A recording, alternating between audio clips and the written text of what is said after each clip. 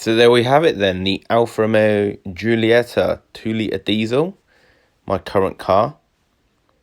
And from a first impression, I think it looks amazing. Obviously, I would because I bought it. But from a design point, I think it's really nice. It's got this lovely grille, as we're about to see here, with the Alfa Romeo logo just above it, and that's an upside down triangle design. And this is finished in the chrome. You can get it in also like a carbon effect as well. You can change the material, the slats, sorry, part of the design. You can get aftermarket parts, and that also includes sort of like wing mirrors, door handles, other bits of accessories. But just from a first glance there, it's not too aggressive. It's got some lovely curving lines, subtleness, friendly sort of face.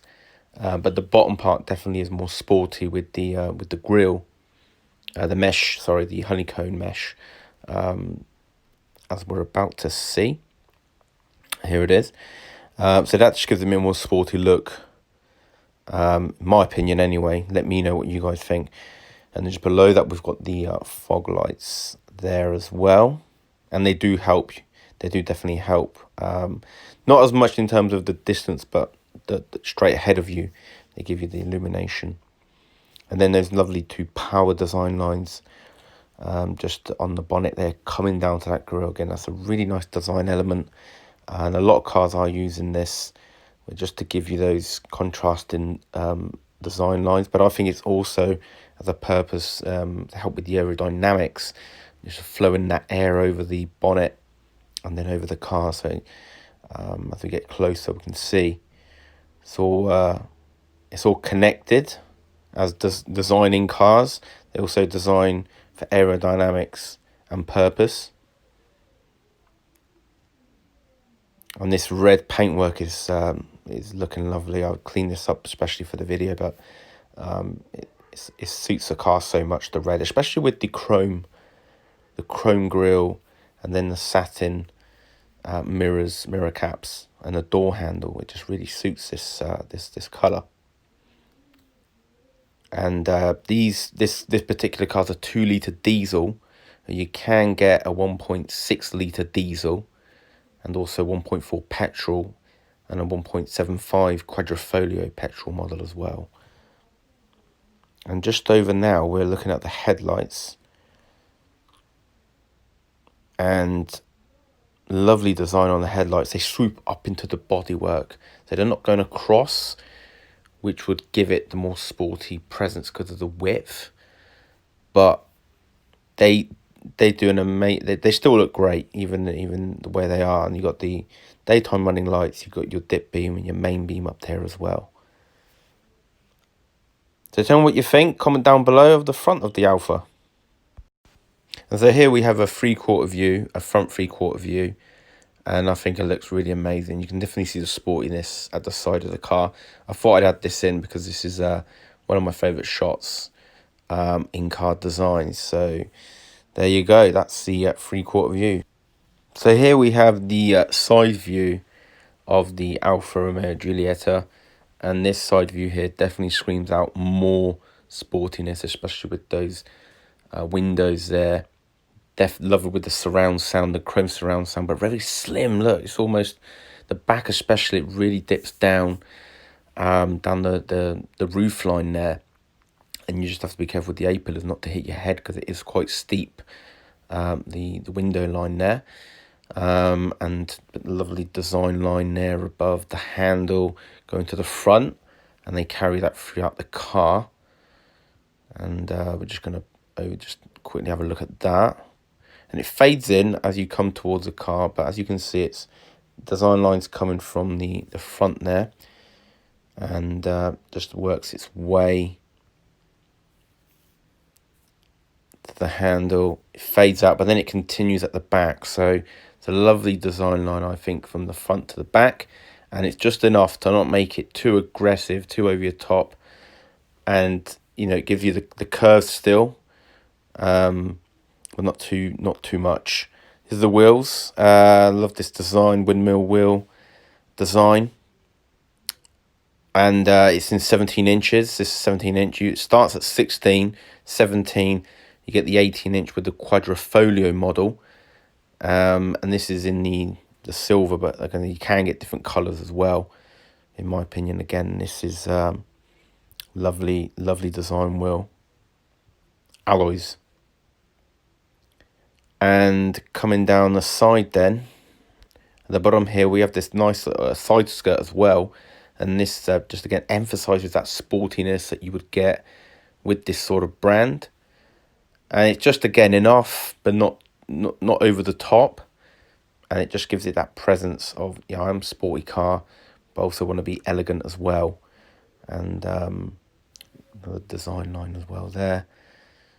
So lovely design. And the door handle there being hidden in the passenger door is also a lovely design element that they've added. Not on the door, but in the actual window. When I first got it, I was like, where's the door handle for the back? But there it is.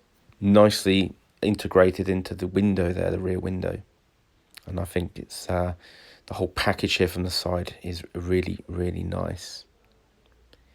And coming here, we've got a rear 3/4 view. And again, this is just emphasising how the silhouette shape. Lovely. I think it's amazing. So here we have the rear of the Alfa Romeo Giulietta. And this design here is very a bit more, shall we say, not aggressive, but definitely screams out more sportiness. Especially you got that little spoiler at the back, which is very subtle. It's not in your face, but the steep window line, and then we're going into those rear lights that are horizontally drawn, and they really do give the car more stance on the road. And as you can see, this LED light there, which is flashing, not in real life, but it's just to do with the camera speed. But again, the design of the lights, that they're quite chunky, but then they come in, slim down in, and that design gives you the width of the car more than if you were to have a different design. And it's a lovely looking rear end, really. I mean, you got the twin exhausts, the Alfa Romeo logo with the Giulietta name. There's your exhaust again. And the Alfa Romeo logo also acts as a boot release. So you press that and your boot's also released. There's a little trick for you. And so now we go to the interior part of the Alfa Romeo Giulietta. It's passenger side here. We'll just open the door. And there you go. Quite basic, but does the job. And then we've got the interior here. This lovely sort of matte finish trim. They do come in different colours. But for the Veloce model, you get this sort of matte, sort of aluminum effect, but it's actually plastic. But it's just a nice design element. And then we've got our seats. Part leather, part fabric in the Veloce model. You can get full leather and a full fabric. I think this combination is probably one of the best, though, in terms of best of both worlds, really. And the adjustable lever next to there, the chair's adjustable for the height. And there's your Alfa Romeo logo embossed. And this lovely red contrasting stitching that goes around the seat. And now here we've got the glove box. Just let's see what that looks like. It's dampered actually coming down, which is nice. And the side is not very wide, that's what I will say, but it's felt lined. And it's quite deep though, so providing you pack stuff well, you can fit quite a bit of stuff in there. And you've got also your USB port there and your aux port as well. And that's good for charging electronic devices and sat nav as well, all that sort of stuff. So very nicely done. And as I was just saying about the adjustable part of the seat, you've got this lever which adjusts the height and then this one here, you pull this lever for your front and back adjustment. And so we just pop in, and there you go. So passenger gets this trim as a view, and all the controls are centrally stacked over here. Just pop in here, you've got an armrest, which is nice. It's a little one, so it's not very big. As you can see, you can fit a wallet there, some keys. So it's got some storage capabilities, which is good. And when that, if you didn't want to have the armrest like that, you can pull it up like this. And then beyond there's a little space there that you could fit something else. I've personally got my sunglass case there. You can put anything. Handbrake, you've got 2 cup holders, one deeper as well. There's a deeper one. And that shows you what it looks like with the bottle. So as you can see, the deeper one would be for your bigger bottle. The only problem is, as you can see, your armrest does then squash it. So the ergonomics haven't been thought out too well, unfortunately. But at least it's an option there, and with the armrest up, then it's okay. You've got your trusted handbrake, manual handbrake, and then we've also got a 12-volt socket. So that would be for your devices that you can charge via that. Here you've got your 6-speed shifter. Lovely to use this. It's short, snappy, just throws the gears in, and it's a delight to use. Really is a delight to use that shifter. And then just coming back up the central console area here, we've got a little storage area, which is only really useful for coins and small items, but it's there. And later on in the range, they about in 2015, like a facelift, they swapped that there to then transfer the USB port and the aux here, rather than have it hidden in the glove box, which I think was more of a sensible decision to make. Don't know why they didn't do that from the beginning, but who knows. And then next to that, you've got your DNA drive mode selector. And this is the selector that you're going to switch from your dynamic to your normal, and then to your advanced all-weather, should you need it, mode. And so you can toggle this while driving as well. So it's very good if you're in that normal mode, and then you can just switch over to the dynamic mode. And it's in a good position as well, because it's next to the driver, and that's where you would expect it to be. So it's positioned well, nice there. So above the selector there, then we've got the climate control, which are those 3 turning wheels.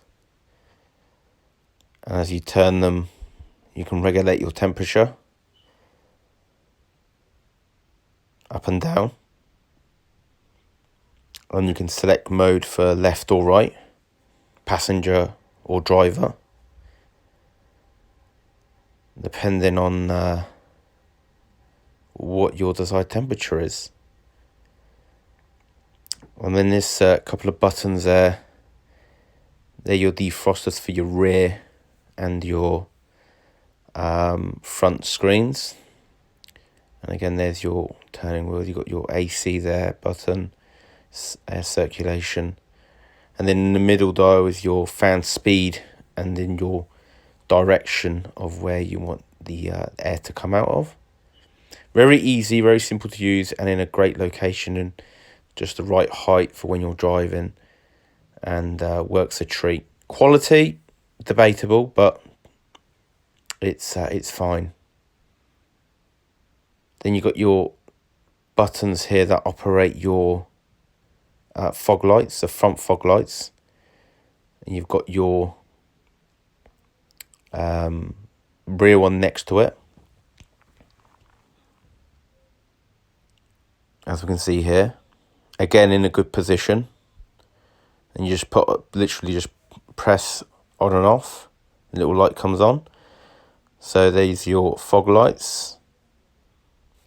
You got your front, your rear. You got your button for the start stop, and you can deactivate it if you want to. And then you've got your lock button. And the other one, I don't know what they were thinking of putting, but something was meant to go there, but they decided not to at the end. So it's just a blank. But again, nice buttons there, just easy to use. And then above here, you've got your radio. Pressing that turns on your radio. So very dated compared to today's touch screens, but it's what they had going at the time. And you can turn your volume up there and change your stations.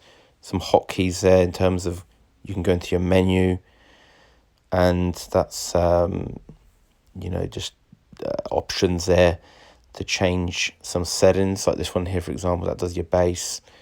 And then as you go into the menu one, you can then do some other functions there as well, like limit control, speed, volume, and the aux as well, the MP3. So yeah, connecting your MP3 and all that sort of stuff. Then you've got the media, and that's like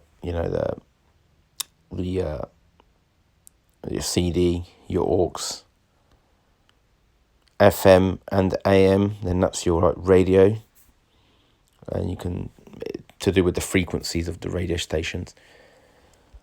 So yeah, nicely done though. With the design of it's quite nice, and then you've got these buttons at the side that you can quickly go to stations that you want. And then you got your CD slot at the top, which no one uses anymore really, but it's there, and your hazard button just above that. So here is the driver's side, and here we've got the same door design. We've got the difference here is we've got all the switches for your window controls. You've got your child safety button as well, and then the switch at the top there is to change the direction of your wing mirrors, and there they are. So the driver has full control there with those controls. And then we got the driver's seat here with the adjustable lever. And we're just going to get in the driver's seat there, presented with this sort of view. Look at this lovely view here. And the instrument cluster there with those dome sort of surrounds around the dials just really bring to life that sportiness feel. And the steering wheel is quite big, to tell you the truth. It is quite big, but it feels great. It feels great in your hands because this is wrapped with the leather and finished with the red stitching, contrasting stitching. Same with the seats. So you get the logo in the middle there and the horn, which is there. And then on this side you get some controls here for your radio station. You've got your phone connectivity, which you can then hook up with Bluetooth, and when someone calls you, you can pick up the call. And then there's another button there. It's like a confirm button, escape button. And then on this side you've got your volume up and down, a mute button, and then you've also got the multimedia button there, where then you can switch between different media there. To this side here, you've got the controls for your headlamps at the front. So you can change the direction up and down, and this also is a toggling switch for your small screen in the instrument cluster. Vent there. And then we've got one of our stalks here. This is the wiper stalk, and you can then select your speed by turning the dial there. That's the rear one, the rear wiper, and then your jet wash, the washers there, up and down if you want front or the back washers there. Very simple, easy to use. And again, those lovely dials. That's a tachometer, and the one on the left is the speedometer. In the middle, you've got your temperature gauge and your fuel gauge. very simple layout. But again, the way they've designed it with these sort of like, you know, surrounds, so it just looks it like a racing sort of car. Makes it look like that. And then on this side here, you've got your other stalk, which is your indicator stalk, but also your lights and your flasher. You can flash as well, and other functions like that.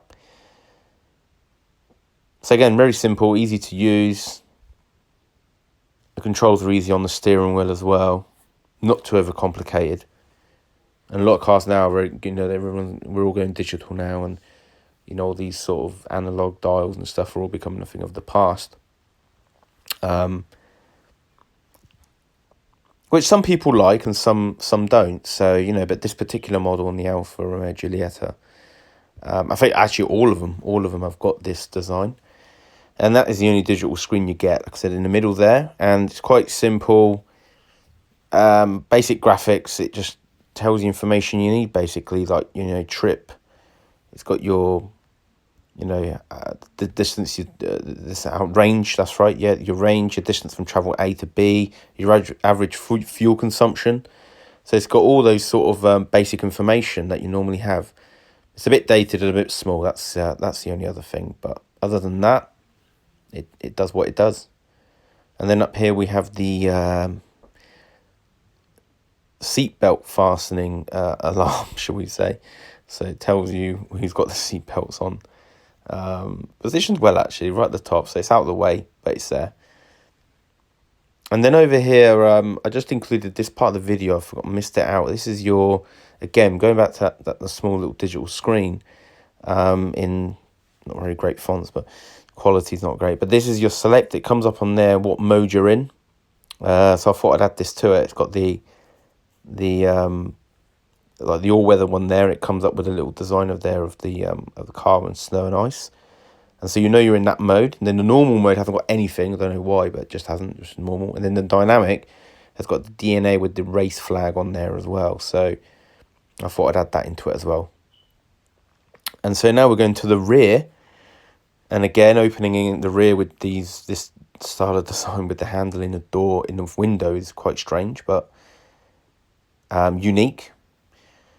Hard plastics, unfortunately, most of the materials, and not much space. There's nothing there really to put anything there. You might get a small wallet, but that's just the trade-off. The practicality of the car is not great. You've got some nice speakers. There's good sound comes out of them. And this is the cabin, the rear. So again, all dark, unfortunately, but that's the Veloce trim. You do get other trims which do have a bright headliner and bright seats in different materials, but the Veloce's, this is how they've configured it. Grab handle there, and you've got your hook as well if you put a coat there or something. But yeah, generally speaking, it is a bit dark and dingy at the back. But then we go to the practicality of the space you get, and it's adequate. I'll say it's adequate.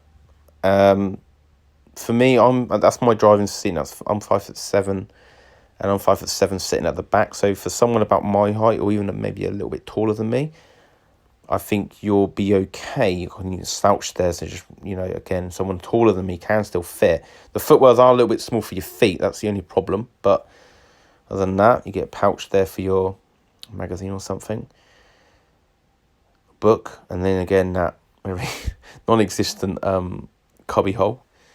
And again, plastics are hard throughout the whole cabin, but you know, again, it's all cost and hatchbacks. But they are improving, you know. And there we've got the vent there for rear. And I don't know why, but there's a ashtray. Still making ashtrays in 2012. Then you've got your head restraints for the rear passengers. You've got your light. And again, the design of the car does make the rear a bit even more claustrophobic because you don't get as much light, because they're very slim. The window they've cut out slim for the sporty atmosphere. And then I'm in the middle seat here, which is not the best seat, I must admit. And I think across all cars you get that, but you know, it's because they're compact cars as it is, you know, the person in the middle is going to have the short straw, but it's doable for a short journey, so it can still be done. It's just not going to be as comfortable as if you just had two people on the ends. And then there's just another overview of the front cabin, just give you an idea of what that looks like. Those aluminium pedals are lovely at the bottom as well. They give you a bit more premium feel. So to the back here, then we're just finalising with the ISOFIX. So you can actually put a child seat here at the back, so two rear seats, but they are hidden in those little zippers. So a bit of a pain to install it, but it's there. And here we have the boot.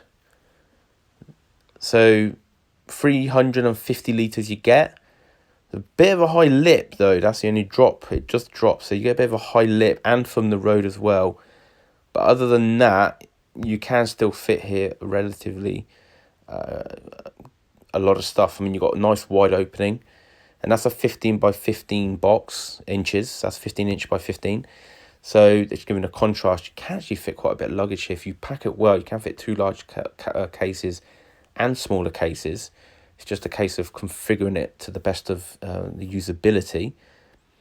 Little lever there that you just pull up, and that brings the seats forward, and then that's when you can, you know, put your IKEA furniture. You got your hook there for some shopping, and then you've got your light and a 12-volt socket at the back as well, which is nicely done. And the wing mirrors are nice and big, so great visibility.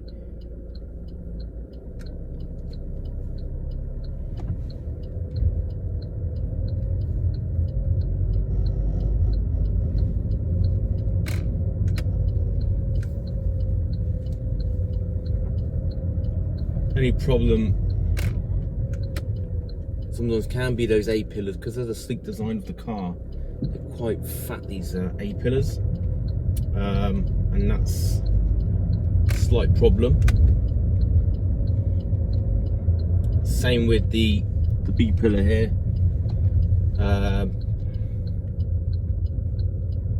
Can be difficult.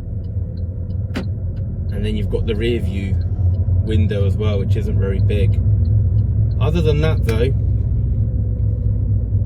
not too bad. The engine noise isn't too bad either, although I suppose with these sort of cars, you know, they are getting better in terms of the sound insulation.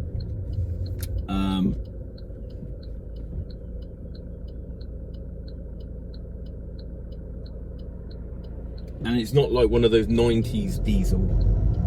Really you could hear it from about a mile away.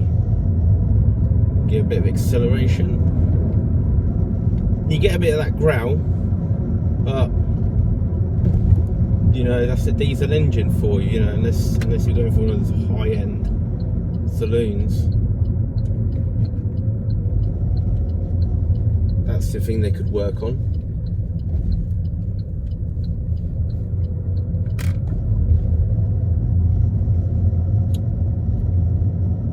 Going over bumps is not too bad, I must say. Maybe over the bigger bumps it can struggle a little bit with cushioning, or if you suddenly hit a big pothole. And the problem is with that is because the car's got quite a stiff setup on the springs and the dampers, you know, for the sporty side of it. Unfortunately, we do struggle with the comfort, so there's a little bit of a trade-off there. So if it's a really smooth road, then you've got no problems, but I'm going to put a bit of the climate on. It's quite hot today, so I'm just going to see how that plans out. And very easy to use, I've got to say. The climate control.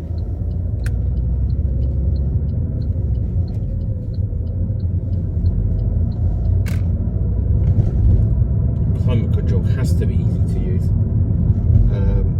especially when you're driving, you know, and and you've got the 3 dials here, and they work a treat, no problem.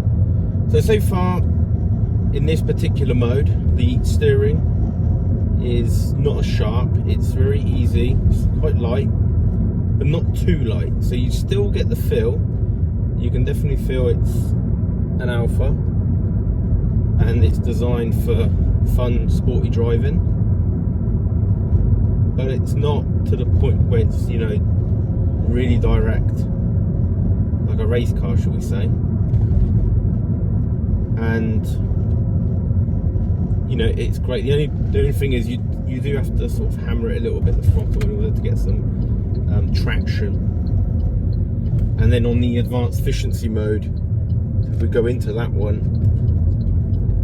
pretty much the same. I mean, nothing really changes. The only thing here, with the little symbol on the little screen there, is just it's more suited for really, really bad weather. But you know, other than that, if it's really snowing or something, and you know, you might want that traction there, I suppose that's good. If not, normal mode is going to be your mode. I love this shifter though. This shifter's so really, it's just so brilliant to use. Short, snappy, gears going nice as well. Clutch is not bad as well, not too it's not too heavy. And the brakes are doing a really good job, actually. Really good job.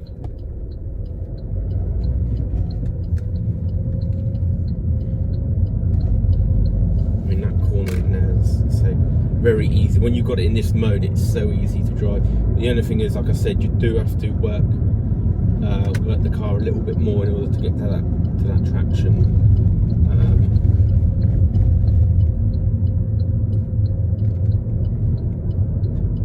But other than that, you're alright. You are absolutely alright. I'm going to now shift it into dynamic mode. Probably where 99% of people are going to be, to tell you the truth. Now on this, I can already, you know, you got the little race flag comes up on the instrument bit. The throttle definitely replies a lot different. Definitely a lot better in terms of feel. The steering's a lot sharper as well. That throttle there, from second to third there. Third to fourth. And you can just feel the turbo really kicking in there and bringing this car wherever it's got to go, and it just does it. And it's very planted. Enjoyable drive, really is enjoyable drive.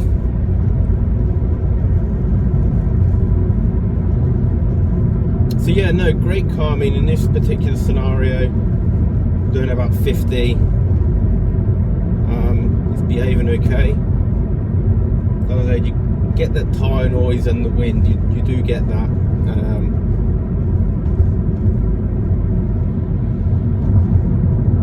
Just gonna go around here.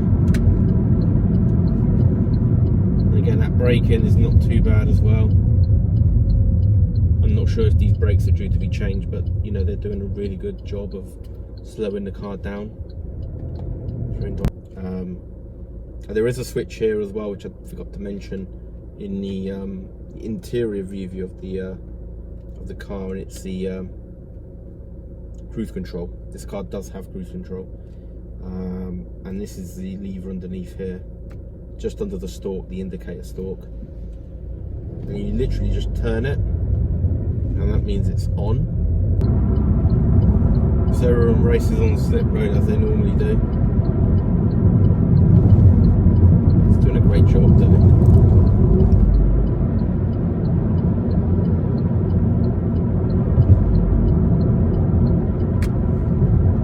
Into fifth. This is a 6-speed manual gearbox. At the moment we're in a 50-mile-an-hour zone, so I'm just going to put it in fifth. And in order to activate, you turn the switch on for the cruise control, and then all you do is you just put the stalk up, push it up, sorry, and then it's then set. There is a button as well that what happens is that when you take your foot off, when you brake, it disengages the cruise control. Obviously you get round whatever, if you have to overtake, you have to slow down, overtake, and then you press that button and it brings you back to that speed that you've set. So it's really brilliant. So at the moment, for example, I'm not doing anything with my feet. I don't have to have my foot on the accelerator pedal. The car just does it. All I got to do is regulate the speed with this switch. So up for increasing the speed and down for decreasing the speed. And I don't have to use the brake pedal either if I'm doing that. If I can time it right, I don't have to use the brake pedal for the car in front of me. So it's a brilliant feature. So you know, but to have it is brilliant, because if you're going on a long journey, as I do, and you're going on the motorway, you know, you might want to just put it in cruise control, and then the car just does the work. Let it just do the work. And then you don't have to worry about it. So brilliant for that. And so at 50 miles an hour, we're in fifth gear, because you know we're just literally over 1500 RPM. But we're in dynamic, and the steering on dynamic will be the same. Obviously, I'm in cruise control, so you won't need a throttle pedal. But if I was in any of the modes, it would react as it would normally. Cruise control, when you set that speed, it doesn't really matter. The only difference is your steering. So bear that in mind, that whatever mode you're in, that would be the mode. But you can change it. I can go back to, you know, normal, for example. I can go back to advanced efficiency, and then the steering is a bit lighter. So again, depending on how you want it, really.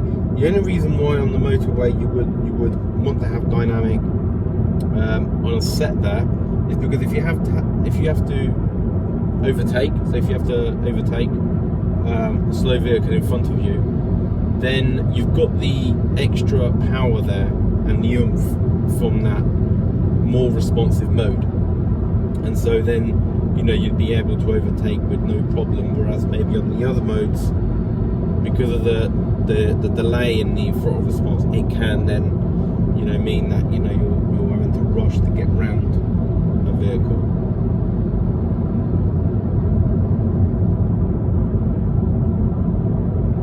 And it's like any car, really. You know, once it's got to this sort of speed, it's okay. You not an executive saloon or one of those luxury saloons where, you know, you don't feel nothing, you don't have no noise. It is a hatchback, so it's more targeted for, you know, your town and your country driving, the enjoyment of the Alfa there in terms of the dynamics. Other than that, it you know, it does the job. I mean, the seats are relatively comfortable. A little bit stiffer, I must say, a little bit stiffer in terms of cushioning, and for your back, you know, it's quite stiff, I must say. And so, you know, again, it's something that you would have to try out first. You'd have to make sure you get a comfortable position before you set off. So having to make sure your driving position is optimum for you. And you might struggle again because of the short base in the base of the actual seat. You know, for longer leg people might have lack of that thigh support. So you just have to really bear those little things in mind. But that's with any car. And the adjustment's okay though. You know, you've got the height, and then you've got also the back adjustable. There is no lumbar support in this, but obviously you can. That is an option if you did want it. And so, end of that, and now we can go up, and in dynamic, we're up to 60, 70, into 6, and now I can go cruise control. And so now, I mean, even now, we're still under 2000 RPM. We do have, unfortunately, the tyre and the wind noise stability there, unfortunately, needs to be looked at. But other than that, it's okay. I mean, it's doing a great job. And that's the thing with the dynamic. Being in dynamic allows you to, you know, if you do have to overtake, the steering's more sharper as well. So it just means you've got that you know, the stability on the motorway as well. Whereas in the other mode, it's a bit lighter, but it still do the job. It'll still do the job. There's no problem with that. But I find that if you're on the motorway, and sometimes everyone's going, you know, some people are going here sort of 80, you know, 90 if you want, or even 100 probably. And if you've got someone coming quite fast and you do want to take someone, then being in that dynamic mode does give you the extra oomph to pass it. But safely, always safely. If you have to stop, slow down, just slow down, disengage it. Don't risk anyone's life or your own for an extra couple of seconds of advantage. It's not worth it. As with everything, you know, you have to definitely test it out yourself, see if it's right for you. And definitely, yeah, if you got the opportunity to have a test drive, definitely do. I think you will enjoy it, and see from there where you want to go, really.